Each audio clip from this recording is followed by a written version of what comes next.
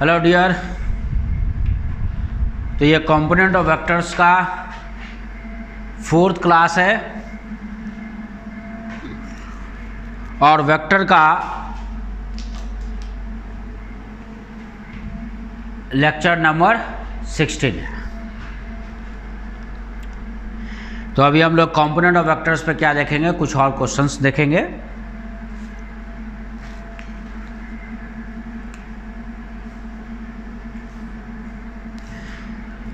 Question है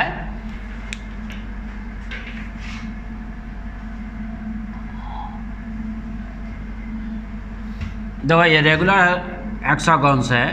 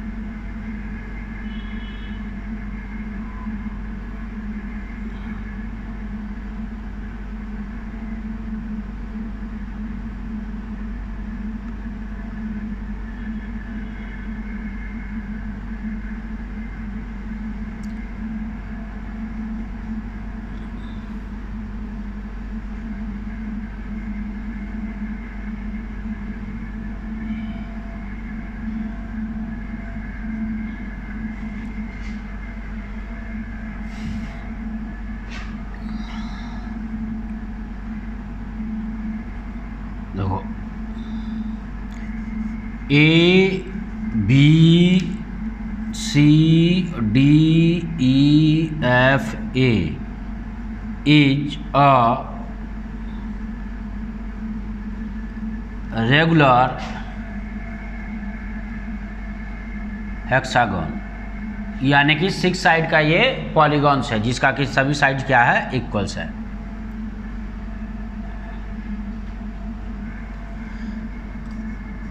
Using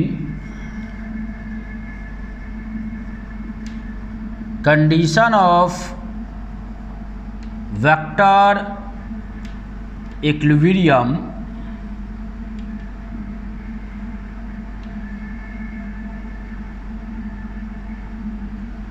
prove that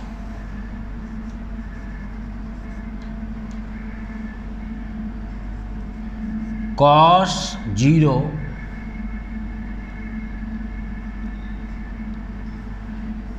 cos pi by 3 cos 2 pi by 3 cos pi cos 4 pi by 3 cos 5 pi by 3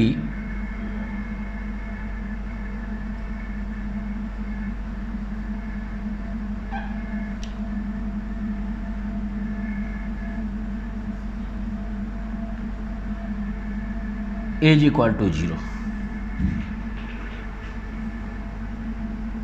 ठीक है, इस condition को use करते हुए प्रूव करना है vector equilibrium condition. Vector equilibrium condition क्या हुआ, कहने का मतलब कि ये एक रेगुलर पॉलीगॉन्स हो गया 6 साइड्स का। तो जहाँ से तुम्हारा क्या मान लेते हैं कि फर्स्ट वेक्टर ए बी है, A B vector side regular polygon का तुम ए ले लो, सब साइड का लेंथ इक्वल है। A B vector, B C vector, C D vector, सारा वेक्टर एक दूसरे पे अरेंज है। कैसे अरेंज है, फर्स्ट वेक्टर के हेड पे सेकंड का टेल, सेकंड के हेड पे थर्ड का टेल, थर्ड के हेड पे फोर्थ का टेल, फोर्थ के हेड पे फिफ्थ का टेल और फिफ्थ के हेड पे सिक्स्थ का टेल, और इसका हेड फाइनली ए पे आ गया। तो पॉलीगॉन लॉ ऑफ एडिशंस क्या बोलता है, इस तरह से सारे वेक्टर को अरेंज करे तो फर्स्ट वेक्टर का टेल और लास्ट वेक्टर का हेड जहाँ पे है, दोनों को जो लाइन ज्वाइन करेगा, that is called the resultant of all vectors. ठीक है ना। तो ये बताओ, स्टार्टिंग पॉइंट यानी कि फर्स्ट वेक्टर का टेल और लास्ट वेक्टर का हेड दोनों तो कॉन्साइड कर गया, तो दोनों का ज्वाइन करने वाला लाइन क्या हो गया, ये तो उसका लेंथ ही 0 हो गया। यानी कि स्टार्टिंग पॉइंट और टर्मिनेटिंग पॉइंट जब बहुत सारे वेक्टर को ऐड करें, अरेंज करें इस तरह से पॉलीगॉन लॉ ऑफ एडिशन के अकॉर्डिंग, स्टार्टिंग पॉइंट और लास्ट वेक्टर का टर्मिनल पॉइंट यानी कि हेड पॉइंट अगर एक ही पॉइंट पे आ जाए तो सारे वेक्टर का रिजल्टेंट क्या हो जाएगा, 0। ठीक है ना। तो ये सबको ऐड करने से मुझे क्या मिलेगा, 0 मिलेगा। ठीक है। तो हम लोग जानते हैं कि पॉलीगन्स जो होता है अपने सेंटर पे, कोई भी रेगुलर पॉलीगन्स का हर साइड अपने सेंटर पे इक्वल एंगल बनाता है। और वो एंगल कितना बनाता है, तो टोटल एंगल किसी भी पॉइंट के अराउंड टोटल कितना होता है, तो नेट एंगल जो होता है वो 2 पाई होता है।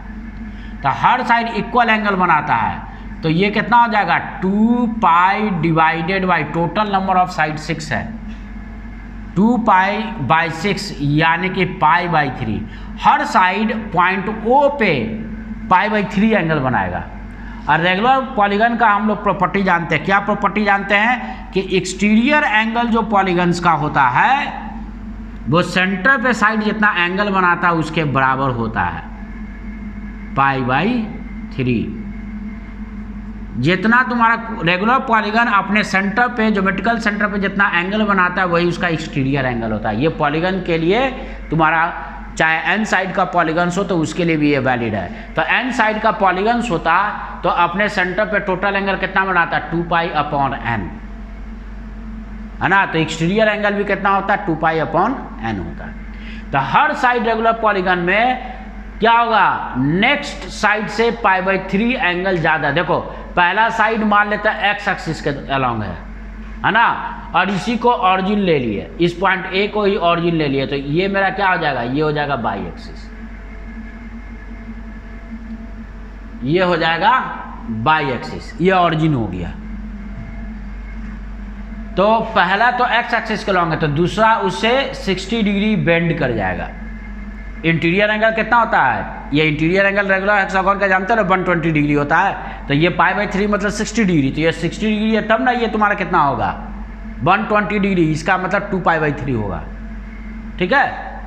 और ये भी पाई बाई 3, फिर ये क्या होगा, हर साइड क्या होता है, कंजुगेटिव साइड से पाई बाई 3 एंगल से रोटेट करता चला जा रहा, हर साइड कितना, अगला से पाई बाई 3 रोटेट कर जा रहा है, फिर इससे ये पाई बाई 3 रोटेट कर जा रहा है, फिर इसको बढ़ाओगे तो ये क्या होगा, ये तो वापस यहीं पे आ गया। तो हर साइड जो नेक्स्ट साइड है वो पहले वाला साइड से कितना एंगल से रोटेट कर जा रहा है, पाई बाई 3 से रोटेट कर जा रहा है। तब देखो इसमें सारे वेक्टर को तो अरेंज करके हम लोग लिख सकते हैं ना। तो देखो तो यहाँ पे OB वेक्टर मेरा क्या, ऑरिजिन और पॉइंट A दोनों सेम जगह पे हो गया। यहाँ पे वही यही क्या है, यही मेरा ऑरिजिन है। ठीक है। पॉइंट A को ऑरिजिन बोलो, है ना, O से, या इसी को A से रिप्रेजेंट कर रहा है। तो देखो तो AB वेक्टर क्या लिखोगे, AB वेक्टर बताओ, ये x एक्सिस से एंगल मेरा कितना बना रहा है, x एक्सिस से एंगल 0 बना रहा है। जब कोई वेक्टर x एक्सिस से एंगल थीटा बनाता है तो x पे cos कॉम्पोनेंट और y पे साइन कॉम्पोनेंट क्या लिखते हैं, उसको हम लोग लिखते हैं cos theta i cap plus sine theta j cap. तो साइड अगर रेगुलर पॉलीगन का A है तो क्या लिखेंगे, A cos थीटा, तो यह पहला 0 एंगल बना रहा है, cos 0 i कैप, तो A दूसरा हो जाएगा साइन थीटा, ठीक है ना, j कैप। तो ये भी कर सकते हो ना सर, आप तो बोले थे ये कि x एक्सिस की ओर कोई वेक्टर है तो सीधा सीधा उसको क्या लिख दो, मैग्नीट्यूड इनटू यूनिट वेक्टर से मल्टीप्लाई कर दो, तो a i कैप भी लिख सकते हो। तो देखो तो ये खुद आ रहा है a i कैप, साइन 0 कितना होता है, 0, तो ये वाला टर्म तो 0 हो गया ना, और cos 0 कितना होता है 1, तो ये हो ना गया a i कैप। इस vector a b equal to a i cap है। और इसको चाहे तुम ऐसे भी जनरल जो तुम्हारा क्या स्टैंडर्ड फॉर्म में हम लोग कैसे लिखे थे वेक्टर को जब रिजॉल्व किए थे, वेक्टर जब x एक्सिस से एंगल थीटा बना रहा है तो स्टैंडर्ड फॉर्म में उसे हम लोग लिखे थे a cos theta i cap plus a sin theta j cap. तो यहाँ पे सबको स्टैंडर्ड फॉर्म में लिख रहे हैं, क्यों, क्योंकि यहाँ पे एक साथ बहुत सारा वेक्टर्स है। तो सबका अब क्या x से कितना y से कितना एंगल उतना देखने से क्या ज़्यादा जरूरी है कि हर वेक्टर चूंकि अपने आप एक दूसरे से π/3 एंगल से रोटेट कर रहा है, तो पहला x से एंगल 0 बना रहा है तो दूसरा π/3, फिर π/3 रोटेट कर गया तो π/3 प्लस π/3, तो तीसरा एंगल 2π/3 बना रहा है ये, ठीक है ना। या तुम ऐसे देखो, इस साइड को पीछे बढ़ा दोगे, ये पीछे बढ़ा दोगे तो x एक्सिस से देखो तो ये एंगल कितना हो जाएगा x एक्सिस से, तो यहाँ पे ये π/3 है तो ये भी तो अपोजिट एंगल π/3 हो जाएगा। और ये हम लोग जानते हैं कि एक्सटीरियर एंगल जो होता है सम ऑफ टू इंटीरियर एंगल के बराबर होता है, इन दोनों के सम के बराबर 2π/3। तो आना गया कि ये वाला लाइन CD जो कितना x एक्सिस से एंगल बना रहा है 2π/3 बना रहा है, किस फॉर्म में, स्टैंडर्ड फॉर्म में। तो यहाँ पे हम स्टैंडर्ड फॉर्म में ही लेते हुए चलते हैं। फिर अगला कितना बना रहा है प्लस π/3 और ऐड हो जाएगा 2π/3 प्लस π/3 यानी कि पाई। तो इस तरह से एंगल सब में हम लोग पाई ऐड करते चले जाएंगे तो उस साइड का x एक्सिस से एंगल आ जाएगा, ठीक है। तो अब यहाँ पे आ जाओ, ये AB वेक्टर इतना हो गया। अब BC वेक्टर कितना हो गया, तो BC देखो तो मैग्नीट्यूड है A और x एक्सिस से एंगल π/3 बना रहा है, तो इसे कितना लिखेंगे A cos π/3 i cap plus A sin π/3 j cap, क्योंकि सेकंड वेक्टर π/3 एंगल बना रहा है x एक्सिस से। थर्ड वेक्टर कितना बना रहा है, तो π/3 बना रहा था सेकंड, अब प्लस ये एंटी क्लॉकवाइज सेंस में फर्दर ये एंटी क्लॉकवाइज और रोटेट हो गया, तो π/3 plus π/3 2π/3।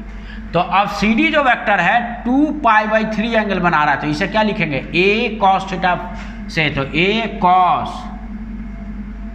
2π/3 i cap plus A sin 2π/3 j cap.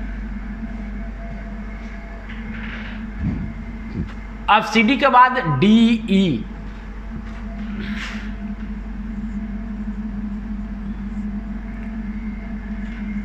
Third side,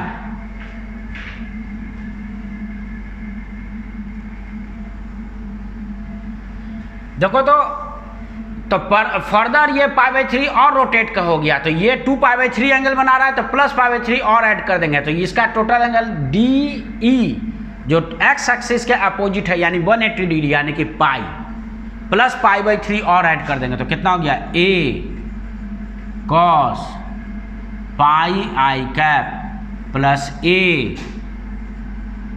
sin π j cap, यानी 3π/3 हो गया ना, यानी सब में π/3, इसमें π/3 ऐड हो गया, 0 प्लस π/3 π/3, फिर π/3 और π/3 प्लस π/3 2π/3, फिर π/3 ऐड हो गया, तो कितना हो गया 3π/3/3 यानी 3 कट गया तो पाई। अगला में फिर एंगल कितना ऐड हो जाएगा, अब EF में फर्दर π/3 ऐड हो जाता, तो EF जो हो गया वो स्टैंडर्ड फॉर्म में ये एंगल यहाँ से यहाँ तक टोटल कितना बना रहा है, तो पाई प्लस π/3 यानी कि 4π/3। तो EF जो हो गया A cos 4π/3 i cap plus A sin 4π/3 j cap. अब ये क्या गया, इससे ये फर्दर कितना एंगल रोटेट कर गया π/3 और, तो ये 4π/3 बना रहा है EF, तो FA कितना बनाएगा, तो 4π/3 प्लस π/3 यानी 5π/3। तो FA जो हो रहा है A cos 5π/3 i cap plus A sin 5π/3 j cap. देखो कितना साइड हो गया 1 2 3 4 5 6, 1 2 3 4 5 6 6 साइड। और हम लोग 6 क्या देख रहे हैं, रेगुलर पॉलीगन में फर्स्ट साइड का टेल जहाँ से स्टार्ट हुआ है लास्ट साइड का हेड वहीं टर्मिनेट करा, तो ये सब का रिजल्टेंट क्या होगा 0 वेक्टर। ये सब को एक साथ ऐड कर देंगे तो लेफ्ट हैंड साइड में सबका रिजल्टेंट कितना है 0 वेक्टर। कहने का मतलब vector A B plus vector B C plus vector C D plus vector D plus vector E F plus vector F है। तो जहाँ से ए से स्टार्ट हुआ लास्ट वेक्टर का हेड वहीं पे खत्म हो रहा है। देखो ए से बी, इसका हेड है बी पे, तो सेकंड वेक्टर का B to C, second vector का टेल है बी पे और हेड है सी पे। फिर थर्ड वेक्टर का टेल है सी पे जो इस पे आ गया और हेड है डी पे। और जहाँ पे हेड है, अब देखो इसके बाद अगला फोर्थ वेक्टर का टेल है डी पे, यानी कि थर्ड के हेड पे वो आ गया और इसका हेड है ई पे। फिर इसके हेड पे फिफ्थ का टेल है ई, देखो ई इस पे आके कॉन्साइड कर गया इसके हेड पे, और इसका एफ है हेड, और ये एफ जो हेड है इसके हेड पे लास्ट वेक्टर का टेल आ गया। देखो यहाँ पे टेल और इसका हेड कहाँ पे ए पे है, तो जहाँ से स्टार्ट हुआ वहीं पे ख़त्म हो रहा है। इसलिए सबका रिजल्टेंट क्या है, लेफ्ट हैंड साइड का रिजल्टेंट 0 है। और ये तो कंपोनेंट फॉर्म में, तो कंपोनेंट फॉर्म में तो जानते हैं ना सिमिलर कंपोनेंट को एक साथ ऐड करते हैं, तो ये सबको एक साथ ऐड कर ले। एक्स कंपोनेंट को एक साथ ऐड करें तो ए तो सब में कॉमन है, तो ए इंटू क्या लिखोगे cos 0। यहाँ पे डिग्री नहीं दिए हैं क्योंकि ये रेडियन में है, ये सब रेडियन में एंगल रह रहा है ना, इसलिए केवल 0 लिखे है, यानी कि ये 0 रेडियन रीड करेंगे, है ना। और ये ऊपर हम लोग गोल सर्कल दे देते हैं इसके ऊपर, तो डिग्री रीड करते हैं। तो cos 0 plus cos π/3 plus cos 2π/3 plus cos pi plus cos 4π/3 plus cos 5π/3। देखो 6 टर्म हो गया, 1 2 3 4 5 6, और यह है I cap.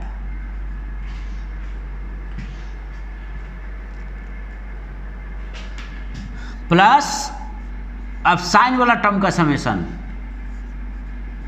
Sign 0 plus sine π/3 plus sine 2π/3 plus sine pi plus sine 4π/3 और प्लस साइन 5π/3, और ये हो गया जे cap.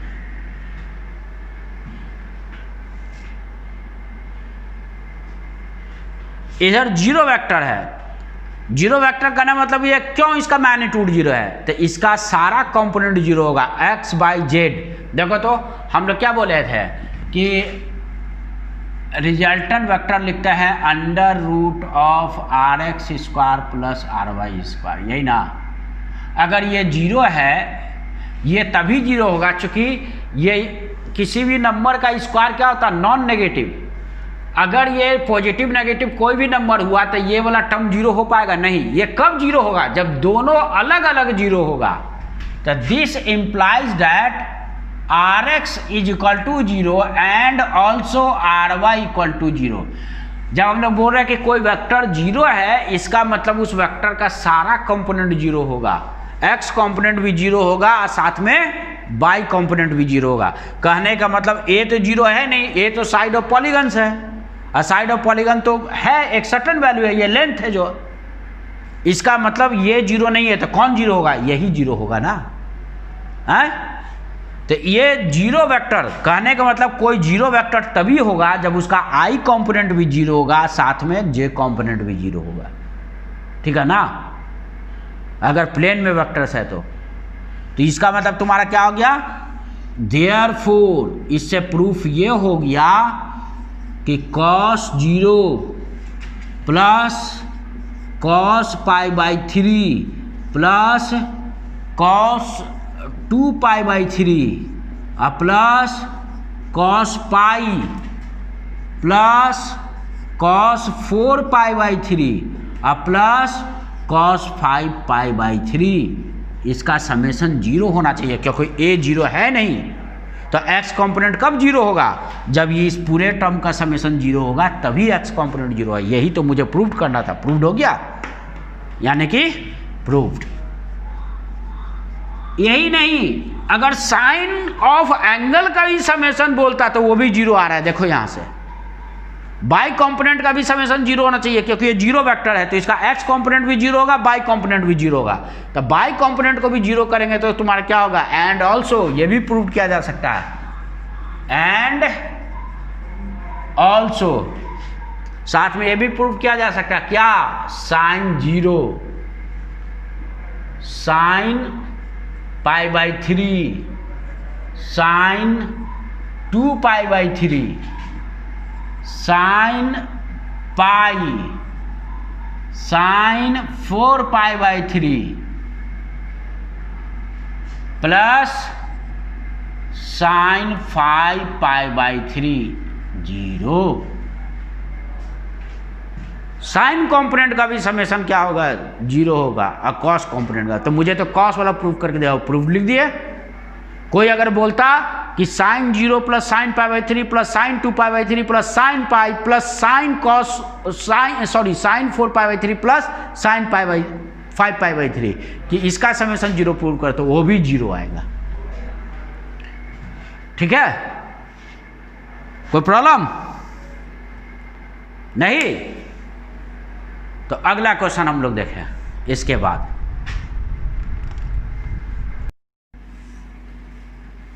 Next question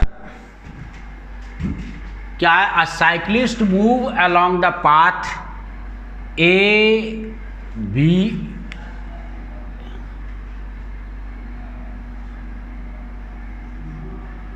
along the path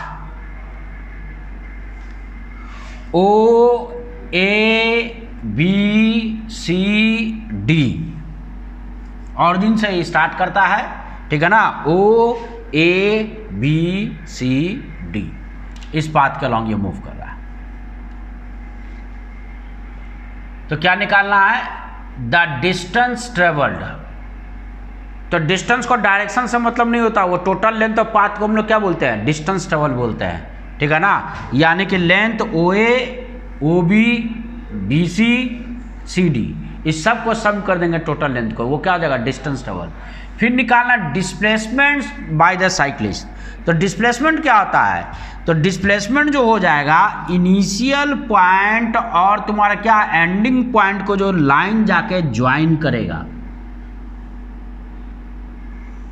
ये ओडी क्या कराएगा, ये कराएगा डिस्प्लेसमेंट वेक्टर। डिस्प्लेसमेंट, ये ओडी वेक्टर को हम लोग क्या बोलेंगे, यानी कि स्टार्टिंग पॉइंट और एंडिंग पॉइंट को जो डायरेक्ट स्ट्रेट लाइन ज्वाइन करेगा, that is called the displacement vector. जबकि डिस्टेंस कवर क्या आ गया, ये इसका लेंथ, इसका लेंथ, इसका लेंथ, इसका लेंथ, इस सब का समेशन होगा। ठीक है, तो देखो यहां पे सबसे पहला वाला हम लोग पार्ट सॉल्व कर ले। फर्स्ट, द डिस्टेंस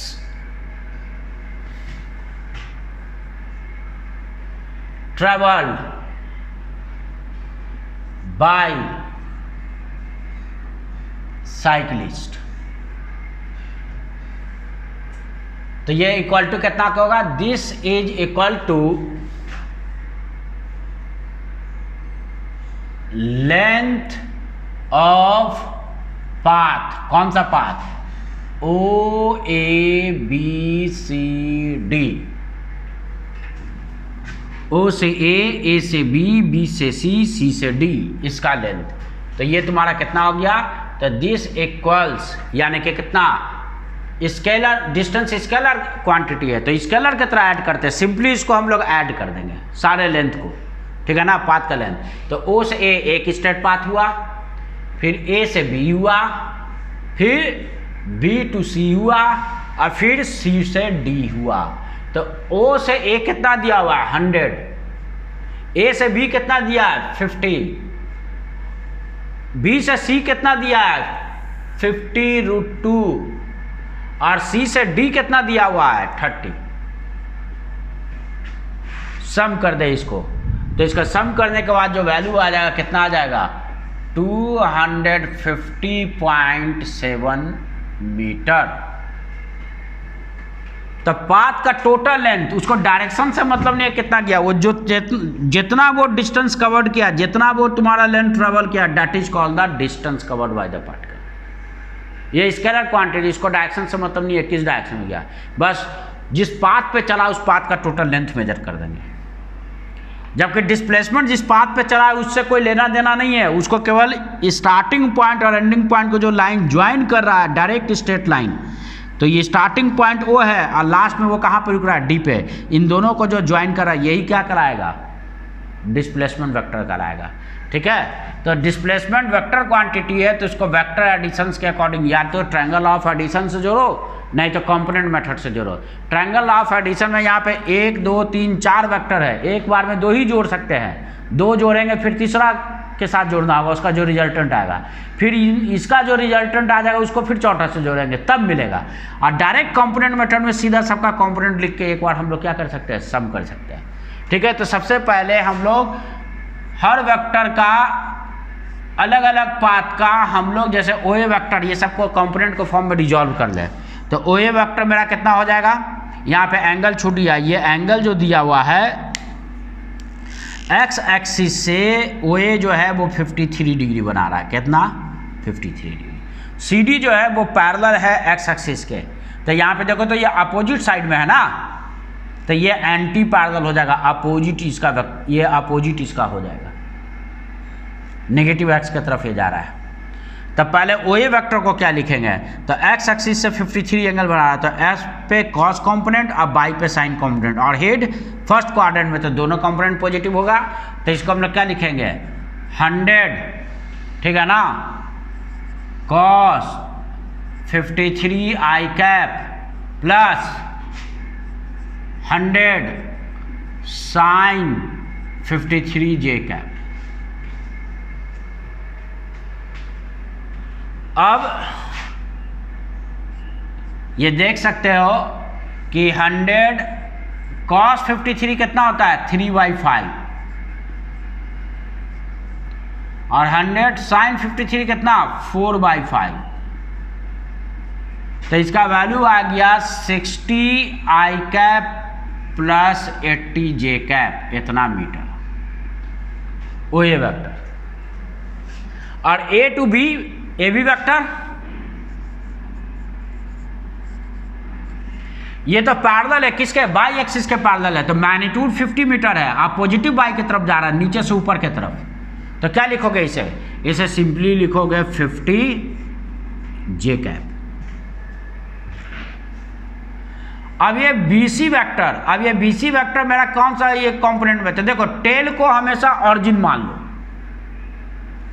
तो यहाँ पे ऑरिजिन मान ले, इधर ये हो गया पॉजिटिव एक्स एक्सिस, इधर हो गया पॉजिटिव एक्स एक्सिस, ठीक है, और ऊपर के तरफ हो गया मेरा पॉजिटिव बाई एक्सिस, ऐसे हमेशा देखो ऊपर की तरफ पॉजिटिव बाई एक्सिस। तो ये बताओ इस कोऑर्डिनेट सिस्टम के अकॉर्डिंग अगर बी को टेल ऑरिजिन मान लेते हैं, फॉर एग्जाम्पल के लिए टेल को एज्यूम कर लो ऑरिजिन पे है, तो बताओ इसका हेड कौन सा क्वाड्रेंट में जा रहा है, फोर्थ क्वाड्रेंट में जा रहा है, और फोर्थ क्वाड्रेंट में एक्स कंपोनेंट पॉजिटिव होता है, बाई कंपोनेंट नेगेटिव होता है, तो बाई से एंगल 45 डिग्री दिया गया है, तो बाई पे कॉस कंपोनेंट आएगा और एक्स पे साइन कंपोनेंट आएगा, तो क्या लिखोगे तुम, यहाँ पे BC वेक्टर को लिखोगे, BC इक्वल्स कितना हो जाएगा, तो ये हो जाएगा 50√2 बाई एक्सिस से 45 है, तो एक्स पे साइन कंपोनेंट जाएगा, साइन 45 आई कैप एक्स पे, और ये बाई कंपोनेंट तुम्हारा क्या फोर्थ क्वाड्रेंट में, तो नेगेटिव लिखेंगे, तो इसलिए कितना लिखेंगे -50√2 cos 45 कितना जे कैप। अब यहां पे तुम देख सकते हो इसका वैल्यू पुट कर दिया 1/√2, तो ये कितना आ गया 50 आई कैप -50 जे कैप, तो ये मेरा आ गया BC वेक्टर। CD वेक्टर क्या, तो ये नेगेटिव एक्स एक्सिस की तरफ है, तो मैग्नीट्यूड 30 है, नेगेटिव एक्स की तरफ है, तो माइनस आई कैप, तो CD वेक्टर सिंपली हो जाएगा -30 आई कैप। अब चारों को कंपोनेंट फॉर्म में लिख दिए हैं, तो डिस्प्लेसमेंट वेक्टर कितना हो जाएगा, ठीक है ना। तो इसलिए डिस्प्लेसमेंट वेक्टर यानी कि ओडी क्या है, ये चारों का समेशन है।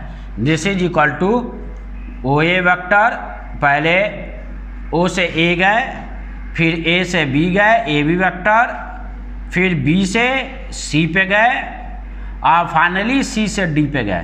तो स्टार्टिंग पॉइंट ओ है और एंडिंग पॉइंट डी है। ये चारों वेक्टर का समेशन कौन है, ओडी वेक्टर रिजल्टेंट, यही डिस्प्लेसमेंट वेक्टर है। तो सिमिलर कंपोनेंट को ऐड करो, आई को एक साथ, यहाँ पे आई है 60 आई कैप, इसमें आई कंपोनेंट है नहीं, इसमें कितना है 50 आई कैप और ये कितना है -30। तो ये तुम्हारा हो गया 60 + 50 और -30, ये आया आई कैप। जे कंपोनेंट उसी तरह से, तो यहाँ पे है 80, यहाँ ए बी में है 50, ये हो गया 50 और बी सी में है -50 जे कंपोनेंट है, इसमें जे कंपोनेंट है ही नहीं। दिस इक्वल टू कितना हो गया जे कैप, तो ये कितना आ गया, ये आ गया 80 आई कैप + 80 जे कैप। तो इसलिए मेरा डिस्प्लेसमेंट वेक्टर का मैग्नीट्यूड जो हो गया ओडी, अब मैग्नीट्यूड कितना √ऑफ x कंपोनेंट का square 80 square plus y component का स्क्वायर। तो मैग्नीट्यूड 80 बाहर कॉमन हो गया, √1 स्क्वायर प्लस 1 स्क्वायर यानी कि 80√2।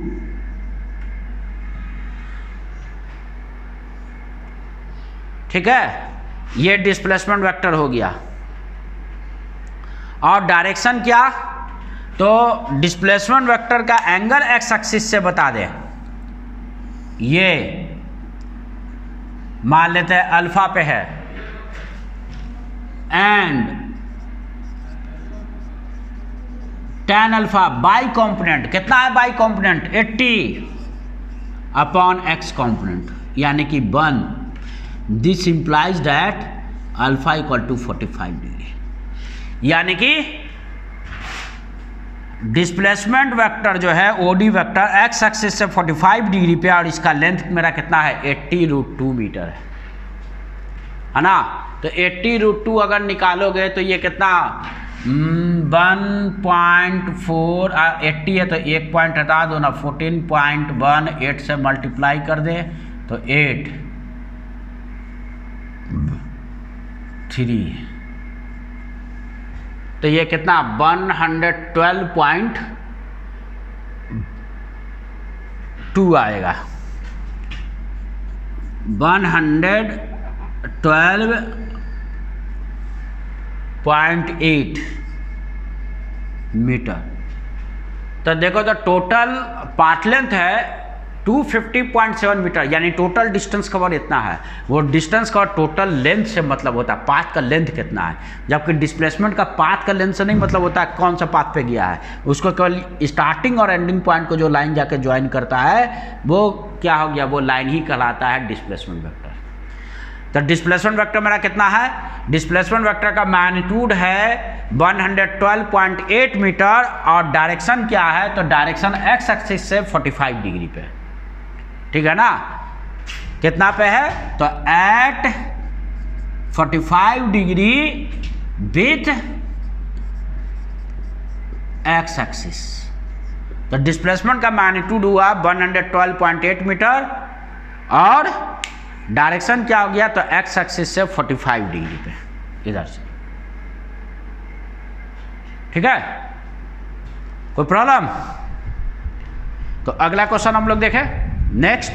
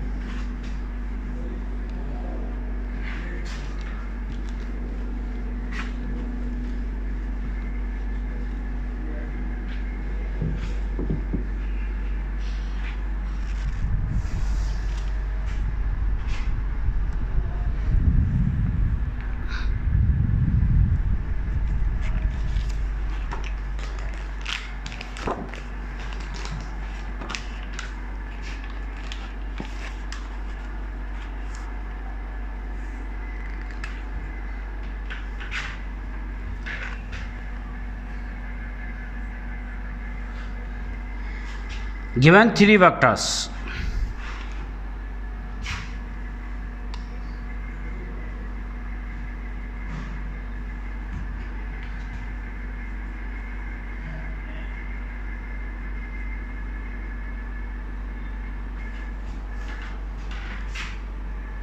वेक्टर ए है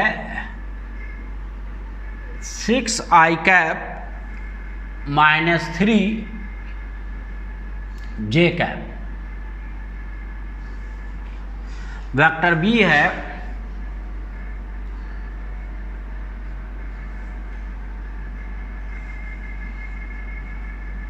2i cap -6 j cap. And vector C है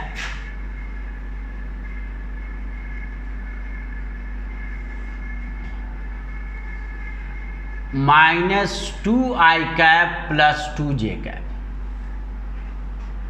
such that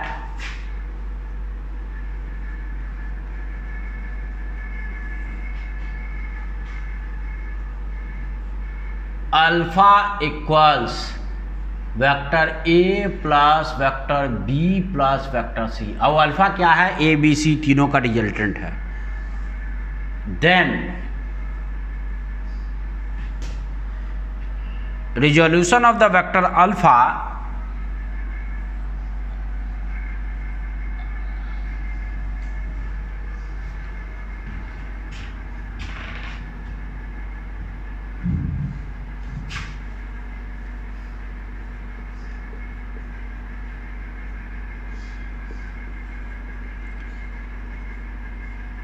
vector alpha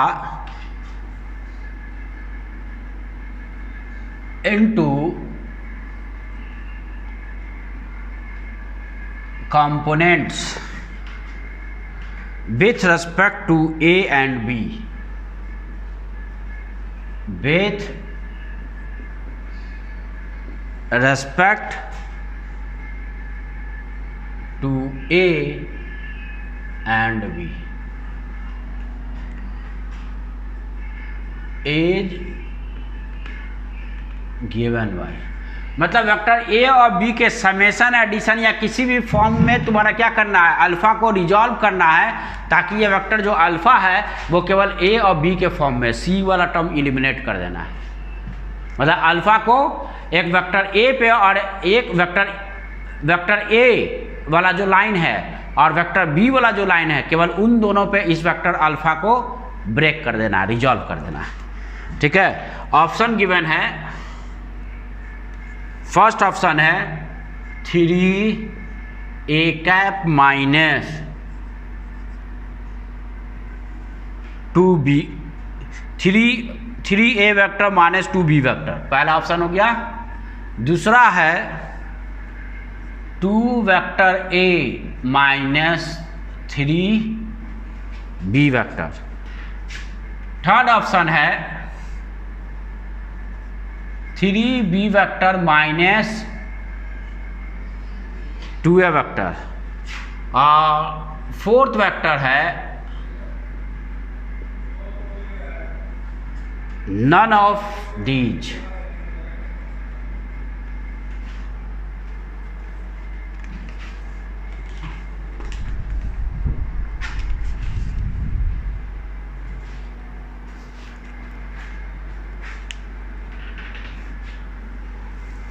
तो मुझे इसमें से C को एलिमिनेट करना है, यही ना, C को हटा देना है।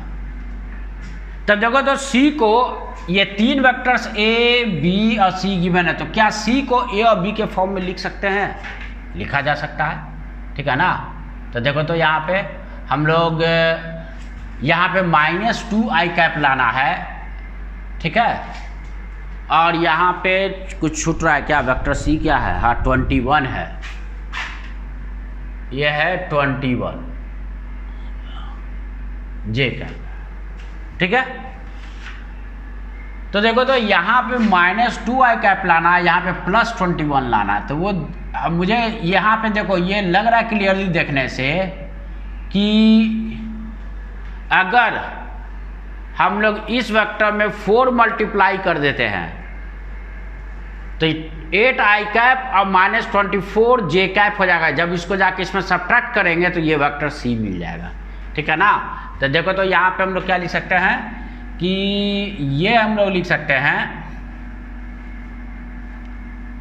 एज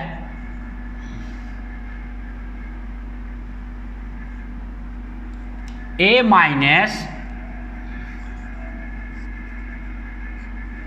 कितना 4b वेक्टर, इतना करें तो कितना हो गया 6 आई कैप -3 जे कैप माइनस और 4 2 आई कैप -6 जे कैप। तो ये कितना हो गया ये वाला टर्म हो गया 6 -8 आई कैप, और ये कितना -3, और ये माइनस माइनस प्लस 24 जे कैप। तो ये कितना हो रहा है, ये आ रहा है -2 आई कैप और +21 जे कैप, यानी कि ये है सी वेक्टर। यानी कि क्या आया यहाँ से, देयरफॉर सी वेक्टर को हम लोग ए और बी के फॉर्म में कन्वर्ट कर सकते हैं। वेक्टर ए -4b वेक्टर, इतना होगा सी वेक्टर, ठीक है ना, रिलेशन 1। तो नाउ अल्फा वेक्टर कितना, अल्फा वेक्टर तो है तीनों का वेक्टर ए plus vector B plus vector सी का समेशन है।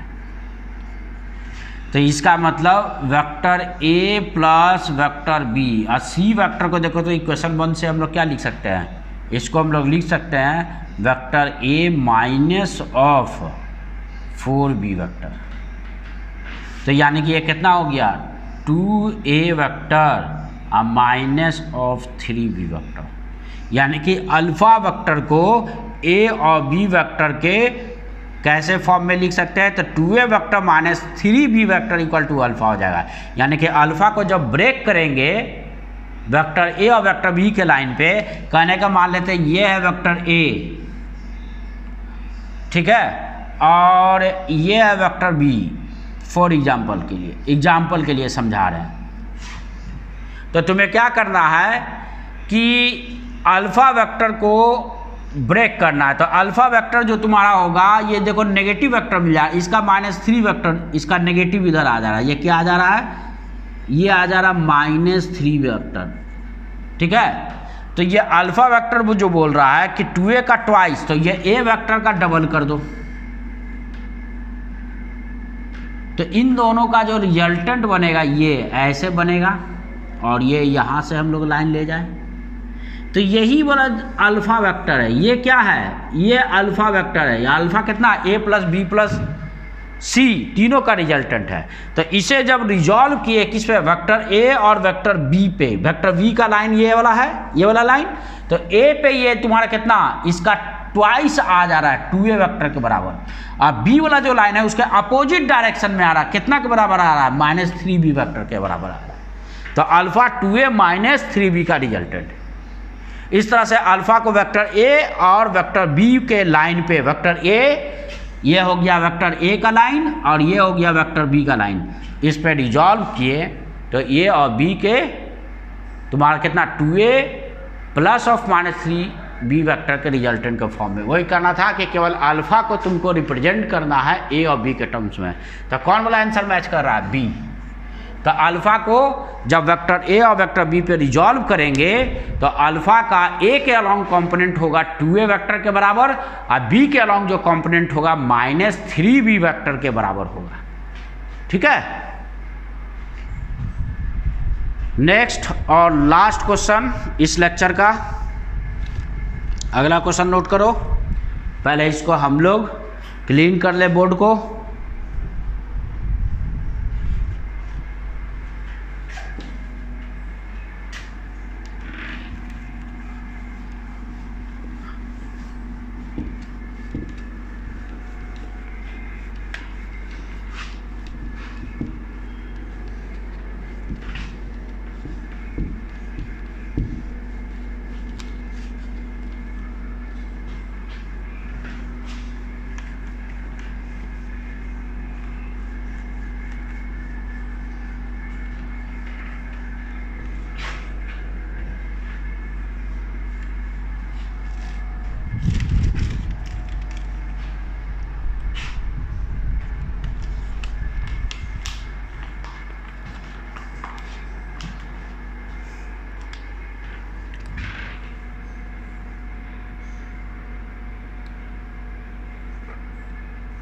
क्वेश्चन है a vector A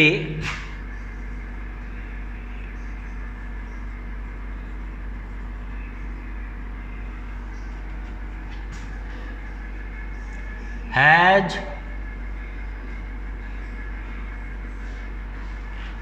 component 2p and 1 with respect to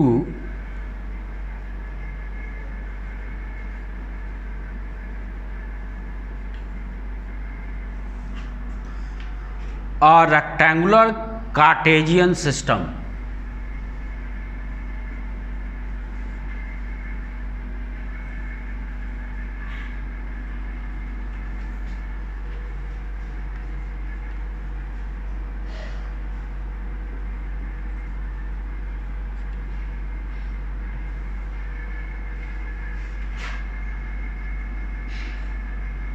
This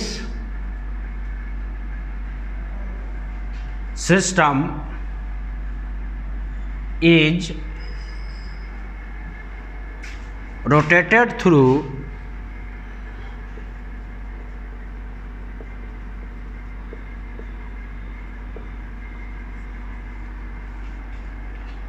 a certain angle.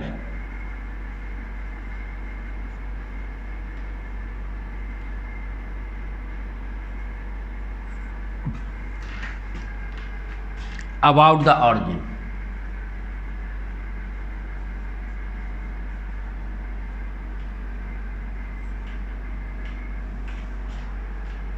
In the clockwise sense.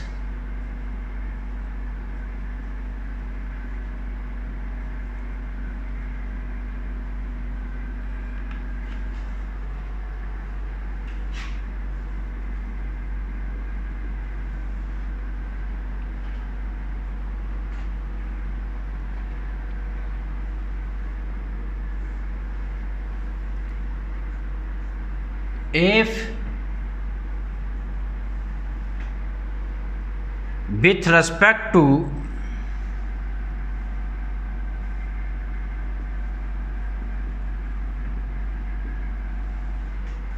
new system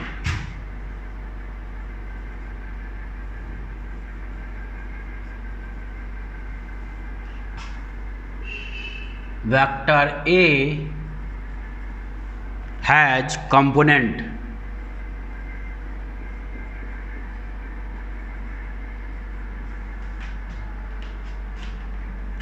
p plus 1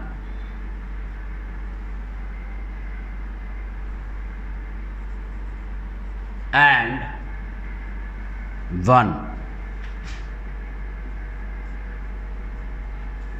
then options है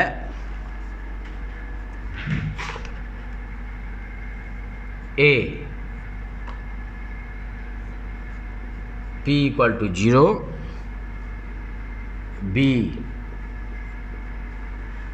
p equal to 1 और 1 -1/3, सी p equal to -1 और p equal to 1/3, D p equals 1 और p equal to -1।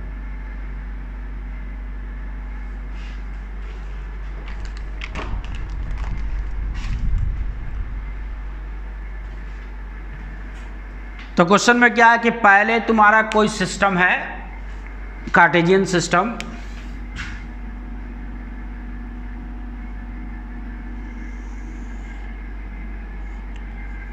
ये x axis,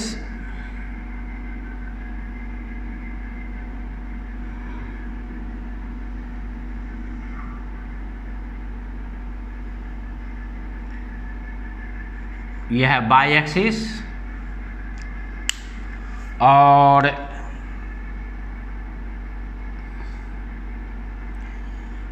ये एक vector है, ठीक है, मान लेते वो वेक्टर ए है, जो इसका कंपोनेंट जो है एक्स एक्सिस पे ये यहाँ से यहाँ है p+1, सॉरी 2p, पहले पार्ट के अकॉर्डिंग ये है लेंथ 2p एक्स कंपोनेंट यहाँ से यहाँ। अब बाई कंपोनेंट जो है ये कितना है, ये है 1।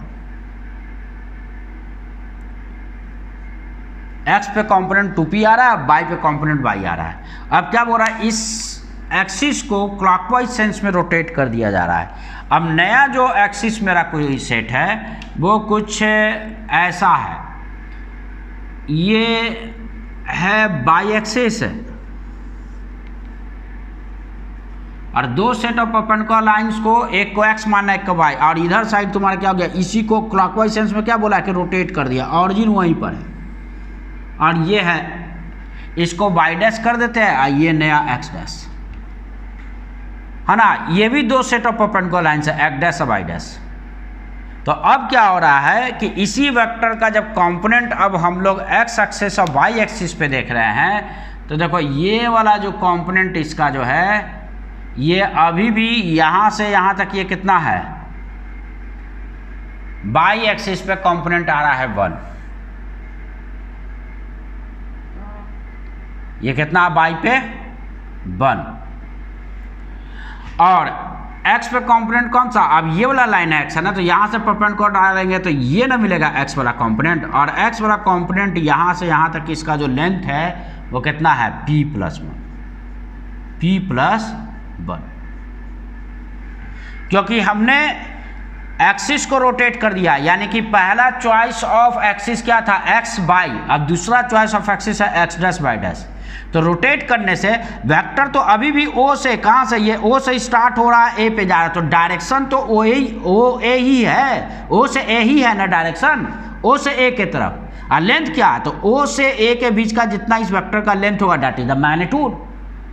तो चाहे इस एक्सिस से वर्क करो या इस एक्सिस से वर्क करो, डायरेक्शन तो o से a ही रहेगा। अब मैग्नीट्यूड क्या रहेगा, तो मैग्नीट्यूड इसका लेंथ भी इतना ही रहेगा, लेकिन एक्सिस बदल दे रहे हैं। अगर इस सेट को x और y माने तो कंपोनेंट इस पे 2p मिल रहा है और इस पे मेरा कितना मिल रहा है, 1 मिल रहा है y पे, और दूसरा set of axis x dash y dash ले रहे हैं तो इस पे y पे 1 मिल रहा है और इधर p+1 मिल रहा है x पे, ये चीज हो रहा है। तो ये तो पहले भी बताए थे ना कि एक्सिस बदलने से वेक्टर का मैग्नीट्यूड और डायरेक्शन नहीं बदलता, यानी वेक्टर चेंज नहीं होता। हाँ, एक्सिस बदलने से केवल क्या होता है कि कंपोनेंट जो होता है वो अलग अलग चॉइस ऑफ एक्सिस में एक्स कंपोनेंट और वाई कंपोनेंट का वैल्यू अलग होगा। देखो तो पहला वाला चॉइस ऑफ एक्सिस में एक्स कंपोनेंट 2p है, वाई कंपोनेंट 1 है। दूसरे वाले चॉइस ऑफ एक्सिस में एक्स कंपोनेंट मेरा p+1 है और वाई कंपोनेंट मेरा 1 है। लेकिन ये बताओ, under root of X component इसका प्लस वाई कंपोनेंट इसका क्या होता है, ये तो तुम्हारा वेक्टर देता है ना, वेक्टर का लेंथ देता है ना। तो लेंथ ऑफ वेक्टर ए क्या होगा, देखो तो the length of vector A is, तो लेंथ ऑफ वेक्टर ए, वो लेंथ ऑफ वेक्टर ए यानी कि मैग्नीट्यूड जो वेक्टर का जो होता है वो तो चॉइस ऑफ एक्सिस से इंडिपेंडेंट होता है, वो सब में सेम आता है। चाहे इस वाले सिस्टम में कितना निकलेगा, 2p का स्क्वायर और प्लस 1 का स्क्वायर, यही ना। और इस वाले सिस्टम में क्या निकलेगा, इस वाले सिस्टम में निकलेगा अंडर रूट p+1 का स्क्वायर और प्लस 1 का स्क्वायर। एक्स कंपोनेंट और वाई कंपोनेंट को स्क्वायर करके सम कर देंगे, अंडर रूट ले लेंगे, वो क्या देगा, मैग्नीट्यूड ऑफ वेक्टर बताएगा। तो दोनों क्या बोले थे कि एक्सिस बदलने से वेक्टर का मैग्नीट्यूड नहीं बदलता है। तो यानी कि पहला से जो मैग्नीट्यूड मिलेगा और दूसरा से जो मैग्नीट्यूड मिलेगा वो दोनों आपस में बराबर होगा। हाँ, कंपोनेंट बदलता है। देखो तो पहला वाले चॉइस ऑफ एक्सिस में एक्स कंपोनेंट 2p है, वाई कंपोनेंट 1 है, और दूसरा वाले में p+1 है और वाई कंपोनेंट 1 है। इसको सॉल्व करें, दोनों तरफ स्क्वायर कर दे, squaring both side, squaring both side. तो यहाँ से हो गया 4p² + 1। अच्छा, और इसको अभी क्या, इसको स्क्वायर में ही रहने दो, काहे को 4p² + 1 का स्क्वायर, अब p + 1 का स्क्वायर और +1 का स्क्वायर। तो ये तो कट गया, कैंसिल हो गया। इसको ला के इधर सब्ट्रैक्ट कर देते हैं। 2p² - p + 1 का स्क्वायर। ये तुम लोग जानते होगे, अलजेब्रा में ये पढ़े हो कितना, a² - b² = होता है a - b और a + b, वही यूज करेंगे। तो इसको हम लोग पहले सब्ट्रैक्ट कर दे। तो सब्ट्रैक्ट करेंगे तो देखो तो कितना ये आ जाएगा, 2p में से p + 1 को सब्ट्रैक्ट करेंगे, ठीक है ना। तो जब सब्ट्रैक्ट करेंगे तो ये हो गया p - 1, एक टर्म ये मिला। और जब a + b, जब दोनों को ऐड करेंगे, इसको ऐड करेंगे, तो ये क्या आ जाएगा, 3p + 1 दिस = 0। तो यहाँ से सॉल्यूशन आएगा एक p = 1 और दूसरा सॉल्यूशन मिलेगा -1/3। तो p का वैल्यू क्या होगा, या तो 1 होगा p या -1/3 होगा, ठीक है ना। तो इसलिए तुम्हारा क्या हो गया, कौन सा ऑप्शन, बी जो है वो करेक्ट है। तो ठीक है, अभी तक हम लोग 2D देख रहे थे, मतलब प्लेन में वेक्टर को केवल रिजॉल्व कर रहे थे। तो अगले वीडियो लेक्चर में आप क्या देखेंगे, वेक्टर को स्पेस में जाकर रिजॉल्व करेंगे। स्पेस में रिजॉल्व करेंगे, करने का मतलब वहाँ पे 3 म्यूचुअल परपेंडिकुलर लाइन पे कंपोनेंट को फॉर्म में ब्रेक करेंगे। एक होगा x एक्सिस, दूसरा होगा y एक्सिस और तीसरा होगा z एक्सिस। यानी कि अब वेक्टर को हम लोग i कंपोनेंट, j कंपोनेंट और k कंपोनेंट के सम के फॉर्म में लिखना सीखेंगे, ठीक है। तो अगले वीडियो लेक्चर में हम लोग क्या देखेंगे, resolution of vector in space या component of vectors in space. Okay, bye and take care.